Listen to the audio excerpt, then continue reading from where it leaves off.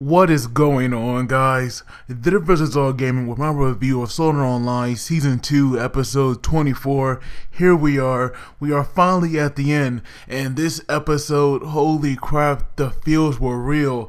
Now, this episode, it was obviously, so freaking emotional. And we see now that Yuuki, we do get her final day or her final moments, and of course in the episode she died. And I'm telling you, man, those feels were real because I thought, I had a feeling that she might die, before the anime was over, but I had no idea it would be in the finale though. That right there, it just really got to me. But the episode itself, it starts off where we have all our characters together. We had Kirito and his crew. We have the Sleeping Knights, and we also have we have that black guy as well that was like always there, and like normally he also Kirito in like the game and in the real world as well. And we see now that all these characters, they were like having a party, and they were all getting to know each other. And we see now that while they were having a good time, we have one of the Sleeping Night members. He actually brings up, possibly gonna kill a boss on the next floor. And even though we don't see, the full battle, we do get the aftermath of it, and they actually did take out that boss. But I do wish though that we could have seen that, because it definitely would have been awesome if we saw them, like working together. That right there would have been so freaking amazing. And not only that, we also get like a rematch between Yuuki and Kirito as well. And once again, Yuuki had won, but I felt like if Kirito had more time, he possibly could have made a comeback. But overall, their fight, it was definitely dope. Of course, we cannot see the full thing because obviously we cannot see the beginning, but we saw like close to the end where Yuuki had brought out that 11-hit combo once more. But now we see that all our characters, they were having a pretty good time, and they were all getting to know each other. But that right there is where the heavy lift come out of nowhere, because we have Asuna. She was like in her room, and she gets this text, and we see now that it's from that doctor. And he tells her, to come to the hospital because Yuuki is, her health, it is like deteriorating, like very quickly. And so we see now that when she goes there, like you see some of those machines, they're like already out of the room, so you might think it's too late. But when she does get there, we see now, Yuki's face for the first time in the real world, because before it was like it was always covered by that very oversized helmet she wears, because that right there is what she used, to dive into the game. And so now we see, or we learn actually, that her heart, it did stop once, but they brought her back with like these drugs and a defibrillator. So that right there, was definitely, nice, because luckily she not passed away before, Asuna and the others, got to say goodbye. But now we see that she actually starts to wake up, and we see now her hand was moving, and so Asuna holds it. And so we see, that Asuna tells the doctor, to put her back into the medical board, because that right there is where, she wanted to spend her final moments.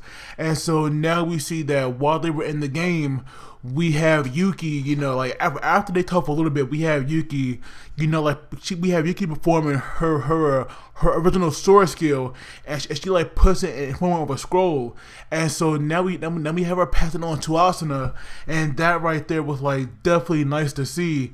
And after they were talking, because right now she felt no pain in the game, like she felt nothing, but she felt very weak, so you could tell that like her life, it was fading, like very quickly.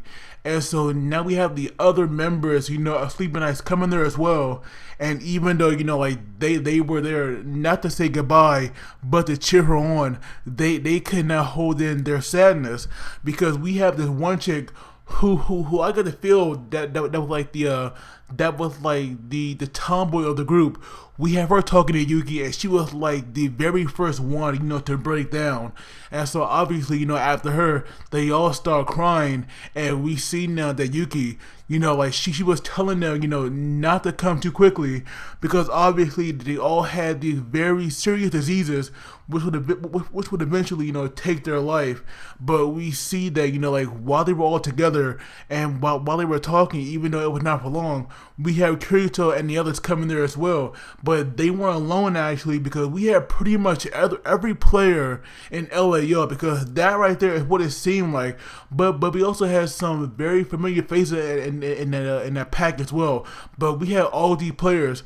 They all come now and they all surround Yuuki and they're like bowing to her, paying their respects of course, but they're like praying for her safety on her next journey because obviously Yuuki was the strongest swordsman in the game. No one can deny that, and no one will like ever really surpass her because like Yuuki was definitely OP. She beat Kirito not once but twice. Even if Kirito was holding back, she could probably hold her own as well, but she was able to go toe to toe with Kirito, who definitely has like a rap of his own.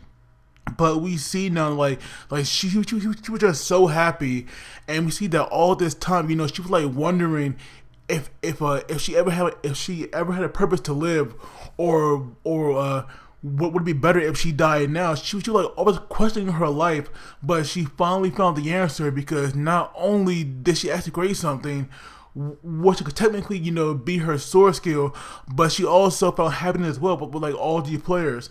And so now we see that when she opened her eyes, we see that Asuna like was replaced with like this different woman. Now I'm not sure if that right there would be her mother or her sister, but we see now that at least Yuuki definitely had the farewell that like she always wanted, because not only was she surrounded by her friends, but she was also surrounded in the arms by the person she loved. And so that right there it just get to you because it's like it's definitely sad to see her go, because even though Yuuki was like only around for like a couple of episodes, she definitely made an impact because not only was her background and her story, not only was that so strong, but she was always so strong in the game as well. And that right there is where I have so much respect for her. But of course she does die, and a week later we see now that like they're having this funeral for her, and so we see that all the people they had went there, and we have Asuna like sitting there alone. And so obviously Asuna is definitely dealing with this a lot differently than others, because Asuna and Sleeping Knights, they all had this like they had this very big attachment to Yuuki, and now that she's gone, you could tell there's like a void left in them. But now we have the chick approaching Asuna, and this girl is like she was the one with the blue hair, and she was the other healer in Sleeping Knights. And so we have her and Asuna talking, and so we learn now that her disease, I believe today it was a acute something leukemia, but like pretty much that disease, it started about 3 years ago. But it turns out that after the day that Yuuki had passed, her disease here, it actually went into complete remission, and that right there was huge, because right now she will get better, and she was able to leave the hospital. And so that right there, I felt so happy seeing that, because she is getting better. At least they all won't die like right after each other, because she was saying that I believe his name was like June. His medicine was like also working very well. And so now like this reunion of Sleeping Knights, like when they were all gonna die, that right there had now been postponed, because some of them are actually getting better. But I do wonder, the ones that actually weren't mentioned, I do wonder how are they holding up, because that right there, if they weren't mentioned, you kind of assume the worst. But now we have the healer and Asuna, they were definitely having a good time before they were joined by Kirito and the doctor that was taking care of Asuna, of Yuuki all this time. And so now we see that at the end, something big was revealed, because before, like what they were talking, it definitely wasn't as big as to what was revealed, at the end, which is why I'm like kind of skipping over it. But we learn now that the one that was actually behind this medical board that allows all these patients, to actually, kind of take the treatment. And Yuuki here, she was like the forerunner for this. So she is definitely, even though she died, she left so much behind, and that right there, that right there, I should feel so happy knowing that, because even though she died, she is still there, because everything she left, like, there is no way that they can ever get rid of it. But we see now that the one that was actually behind, the technology, it was the one that was like that took care of Heathcliff, the villain supposedly, of season 1, and that right there was huge. And so with her now, being behind this, and Kirito, had this very scared look on his face, I do wonder, how come we didn't see her? Because Kirito said he met her, so maybe, we did see her at one point.